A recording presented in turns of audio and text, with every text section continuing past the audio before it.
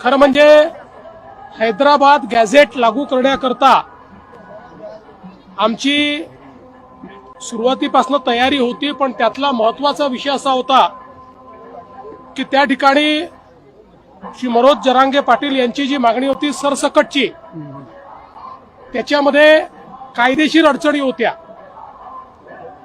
हायकोर्टाचे आणि सुप्रीम कोर्टाचे निर्णय हे बघता अशा प्रकारे सरसकट करणं शक्य नव्हतं. आणि विशेषतः आपण या ठिकाणी लक्षात घेतलं पाहिजे की या संदर्भात ही वस्तुस्थिती त्यांच्या लोकांच्याही लक्षात आणून देण्यात आली.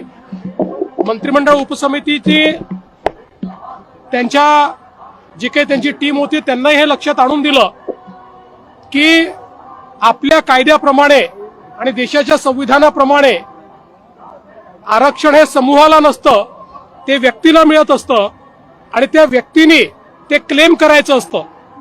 आणि म्हणूनच अशा प्रकारे सरसकट करता येणार नाही, ते कायद्याच्या पातळीवर टिकणार नाही.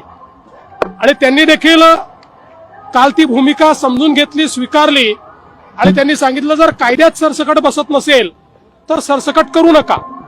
आणि मला असं वाटतं की त्यातनं हा जो काही एक स्टेलमेट होता तो स्टेलमेट मागे झाला आणि पुन्हा त्या संदर्भातल्या चर्चा मंत्रिमंडळ उपसमितीने केल्या. त्याचा GR तयार झाला, त्याच्यात काही बदल होते ते बदल आपण केले आणि तो GR देखील इश्यू झालेला आहे. आणि त्यासोबत इतरही काही अनुषंगिक मागण्या होत्या, त्या सगळ्या मागण्या मंत्रिमंडळ उपसमितीने त्या ठिकाणी मान्य केल्या.